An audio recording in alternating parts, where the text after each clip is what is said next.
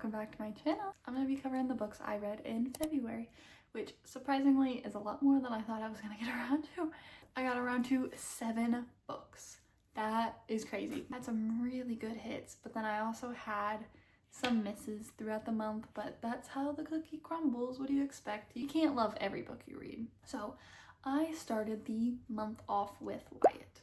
I was reading that halfway through January, I believe, and I really should have DNF'd this book and not even continued the series. I was giving Wyatt a shot because I had high hopes that as the series goes on, maybe the author would get a little bit better at writing her books and actually having something going on in the plot, and that was not the case. Sadly, Wyatt was significantly worse than Cash. It felt like nothing happened in Wyatt. The entire relationship between the two characters was just lust-driven. Supposedly they were childhood friends and they were like best friends with one another, but throughout the book it was not to the caliber of what I was expecting. For the storyline, I was listening for 2.5 hours, and for those 2.5 hours they were just having sex the entire time and nothing else happened. I just felt like there was no push with the plot, and there was just so much miscommunication where the two characters should have talked with one another, because that would have solved the issue of Wyatt having a gun pulled on him and the entire fiasco at the end. But also, the gun getting pulled out on Wyatt was spoiled at the end of Cash in the epilogue. Why would you have that as the climax of the book where everything's going down? You can't spoil what the big thing in the next book is gonna be, because you know what's gonna happen and you're not gonna be stunned when that actually ends up happening in the next book. I was not impressed by the book. I really wanted to love the book and the series, just it did not work out. Well, after that doozy of a read, I've been working through the Throne of Glass series, and so I got around to reading Heir of Fire, and oh my god, I love that book.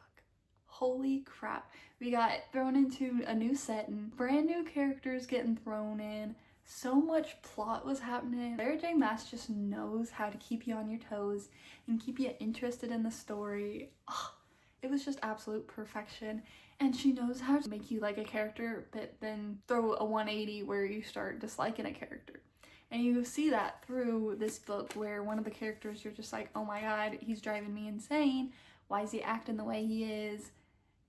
And then she introduces a completely new character and you first hate him, or at least I hated him, where he just was not treating Selena with the utmost respect and actually caring for her. And when he didn't know what her background was and she had such a dark background, he just was like, oh, you're a child, you haven't experienced anything bad in the world. And then as time goes on throughout this book, he realizes, oh, I was wrong, and maybe there is more depth to you than I thought. And then you start actually liking him, and there was a lot of whiplash with this character as well, where one moment you like him and then the next he says something or does something and you're like, oh my god, what is wrong? Why is he acting the way he is? And then as the story goes on, you end up understanding why he's the way he is and seeing why he was reacting that way. But then there's so much character growth for him. I love the climax, I love the ending. I got the magical elements of the world that I was looking for in the previous books that took time for it to fully show up because of the magic being banned and whatnot. So I love that book so much. I could not get enough of that book. I read it so fast. As well as the next book I did read in this month, which is Queen of Shadows. I jumped straight into this book and read it so fast. I think I read it in 3 days, and that book is absolutely amazing as well. I could not get enough of it. In this book, the entire gang is all combined with one another, and again, Sarah J. Maas knows how to keep you on your toes and constantly wanting to flip the page and go into the next chapter to figure out what's going on, because she has you engaged in the story and you can't get away from it. And I literally teared up at one of the parts of this book because Aelin was going back and she left Rowan and said, you have to stay here. Well, I was kind of getting sad because I really wanted him to be more prominent in the book, and as soon as I started thinking that, he showed up and I had happy tears because I was just so happy that he was able to show back up in this book. I was starting to worry that he wasn't going to show up in this book and I was just going to be so sad. But when he did, I was so excited. You don't understand how excited I was. I was very stressed before that. And then once it got revealed that it was him, you're like, oh, I can take a sigh of relief and I can finally take a breath. So it was so good. Again, Sarah J. Maas knows how to keep you on your toes. There's so many instances where my heart was beaten out of my chest because I was so stressed for the group. It was so good though. I could not get enough of it, and some of the characters you see of the other point of views that you're like, when are they gonna come together and maybe meet? They do meet in this book, so it was just so good, and there's so many connections that just absolutely amazing. I could not get enough.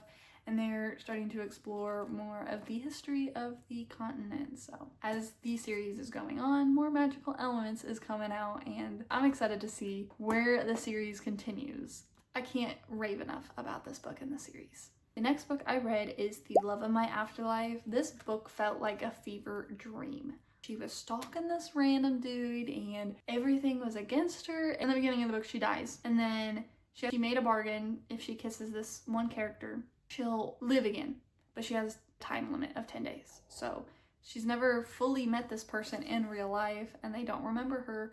And so she goes back, and so she has a timeline to get this kiss. So she's stalking a stranger. She's going to his place of work and trying to find his name, and it just felt like a fever dream. I was concerned as to her stalking levels. It was just a very strange book. I didn't know what was going on, and I was listening to an audiobook of it, and it just felt like everything was very choppy and stuff didn't flow very well, and certain things just didn't make sense to be said at a certain time. I loved Cooper in this book. He is the male main character, the actual love interest of the FMC.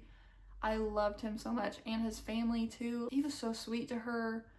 And there was no reason why. There was just a lot of miscommunication between the two of them, because they're like, oh, you hate me. And then they're like, oh no, I thought you hated me. I read it within 24 hours because I was just cranking out the audiobook, but it was not a favorite read of mine whatsoever. I didn't give it the greatest star rating, but it felt weird reading that because she was stalking this one dude. I was not expecting the end to happen that way. Cooper and his family was the only thing, and the friends that she made along the way. So that it was an interesting book. I wouldn't go out of my way to recommend this book to people, but it was a decent read. Then I read Mile High. I was surprised at how much I liked this book. I was kind of in a slump whenever I started this book, going off The Love of My Afterlife. I don't have the physical version of this book, so I picked up the audiobook. I've only heard good things about the Windy City series, so I had high hopes, but I knew I was in a slump, so I was a little worried I wasn't gonna really like this book. But surprisingly, I really enjoyed this book. It was definitely what I needed at the time, and I'm at an audiobook point where all I want to do is just put in earbuds and listen to the audiobook.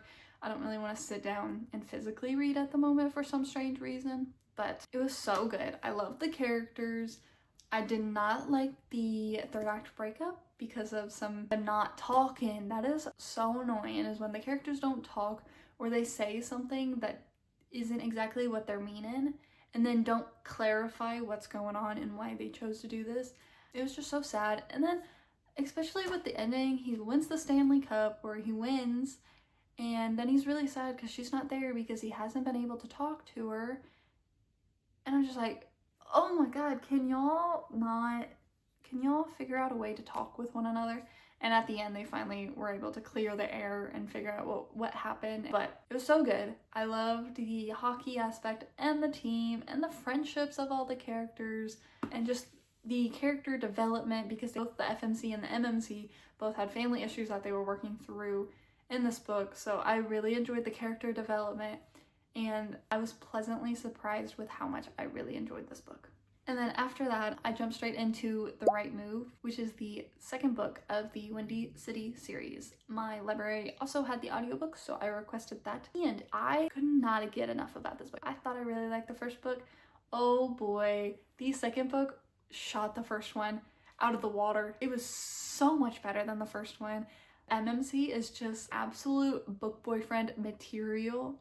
He's a millionaire, super popular basketball player, and so he was dealing with the press and the stress of constantly being under scrutiny of the public's eye. And so he was being a robot, so he was trying to stay out of all the tabloids and whatnot. But throughout the book, he started not caring and only caring about the girl, and she was dealing with a recent breakup and moved in with him, so got shown some color and joy got pushed into his life. So that was very different for him. So his world got flipped in a 180 because she came into his life, and so much has changed for the MMC.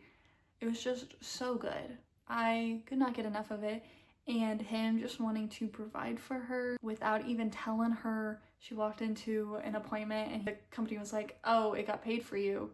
And she thought her job paid for it. Well, turns out he paid for it in full for her months prior to this appointment because they talked about it. And then at the end, he buys her a house, and she made a comment regarding actions basically speak louder than words. You got to prove to me that you actually want a future with me, because I think we're on different paths. I need to see some action from you to prove that you want what you're saying you're wanting from our relationship. And it came out that he bought a house, and that was months prior. And when he said it, he was actually meaning it. But he had to prove it to her, as in showing her that he truly cared for her and wanted what she was talking about, wanted out of the relationship. It was so good. I loved every single moment of this book. I could not get enough. I read it in another 24 hours binge because of how good that book was. It didn't give me the full 5-star feels, but it was just so stinking good. And then after that, I wanted to continue with my contemporary romances around sports. So I grabbed the second book of the Jacksonville Rays series, which is Puckin' Wild. I really liked the first book up until I realized that it was all 4 of them together. And then I started skimming a lot of it because I'm not into that, and I don't like reading about that. So this book, I was giving it a shot because I did some research on it and it seemed like it was just between 2 characters. So I was very interested in that because the first book was really good up until a point. So I wanted to give it a shot. I liked parts of it, but there got to a point where I started skimming the spicy scenes between the 2 characters, and I was constantly getting annoyed that the FMC was constantly trying to run away from the MMC because of her ex-husband threatening the 2 of them. I really enjoyed the ex-husband's plot and storyline getting pushed through. That put a lot of stress, and it really showed the bond between the team members and also the FMC and her best friend. You're seeing the entire connection between all of them, and it was just really sweet. It really was gross as to the levels of the ex-husband as what he was doing to the FMC, but it was an interesting plot. If they only used that, that could have been a horror thriller. And then it took up into the last 40 minutes for it to come out that the MMC was dyslexic. There was hints throughout the book that something was going on with him. You didn't know if it just was him not being able to fully read, or if something was where he could pick up words, but something was going on. I've kind of figured he was dyslexic early on just based on the hints throughout the book, but it didn't get fully revealed to the FMC that he was dyslexic until the last 75-50 pages. I had 45-ish minutes left, and that included the epilogue in that time frame too, so it wasn't a terrible book, but it was an iffy book. It was okay. I don't know if I'll continue the series. I hate not wrapping up series, and so maybe I'll continue it, but only on audiobook. I don't know if I'll actually buy the books physically to read. We'll have to wait and see. It got to the point where I was just clicking through the spicy scenes because it was too much and too often in my book. Don't get me wrong, I like romances where there's a little spice in it, but those were very spicy scenes and constantly. But that is my 7 books that I read in February. I would say I had a decent month of reading. 2 5-star reads and a couple decent ones and a bad one, but it's okay. It is what it is. That's how the cookie crumbles. I'm excited to see what March has in store for my reading journey, and I don't know how much I'll get through because I have 2 months left of my last semester of college. I'm very stressed out for my big projects. So we'll have to wait and to see regarding how many books I end up reading, because I highly doubt I'll get 7 books read again. But we'll have to wait and see. Maybe audiobooks will come in clutch again in March. But we'll have to wait and see. This is going to be where I'm ending this video here. I really appreciate you taking time out of your morning, evening, and night to watch this video. Give this video a like if you liked it. Subscribe to the channel if you want to check out more of my videos. I think you would enjoy them. They're pretty good. In my honest opinion, my videos are pretty stinking good. So I highly would recommend checking out my other videos. Have some fun. But thank you so much for watching. I really appreciate you. Bye!